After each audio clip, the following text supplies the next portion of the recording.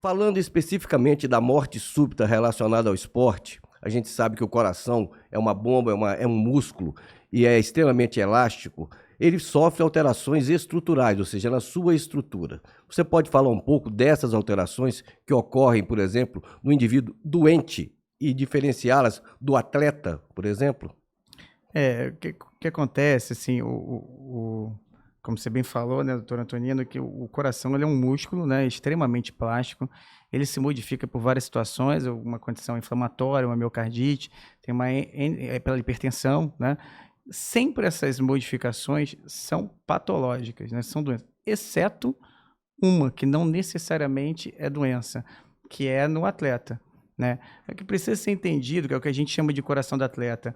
Quando a gente fala que é o coração de atleta, não é o cara que vai na academia há um ano e vai 3 vezes por semana. É o cara que treina em alta intensidade, ao longo do tempo, né? E nem todos vão desenvolver coração de atleta. Alguns vão desenvolver por conta de autotreinamento ao longo do tempo, né? E como determinar se essas alterações são fisiológicas, são uma adaptação fisiológica do coração, ou se há patologia e doença ali, né? Se é um coração de atleta ou se há patologia, né? Não é, o ecocardiograma é um exame fundamental para isso, né? Fundamental para a gente entender, quando às vezes o cardiologista pega um eletrocardiograma de um cara que treina há 4, 5 anos e vê um eletro alterado, ou então vem um ecocardiograma com HVE, como que ele vai entender se aquilo ali há algum problema naquilo ou se aquilo é um coração de atleta? É muito comum a gente ver pessoas serem taxadas de coração de atleta, não serem coração de atleta, terem patologia ali, né? Ou por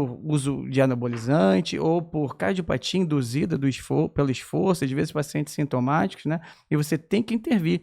E é taxado por coração de atleta, o que não é. Como, por exemplo, assim, um cara que treina 2, 3 vezes, ou então que a gente vê que não é a alteração não é condizente com o esporte que ele faz, né? Por exemplo, um atleta de endurance, o que tem uma série de alterações que são esperadas para ele no coração, né? Aí o cara faz endurance, é um corredor e vem com ventrículo hipertrofiado e faz uso de anabolizante, por exemplo, né? E às vezes a gente recebe isso como um coração de atleta e não é.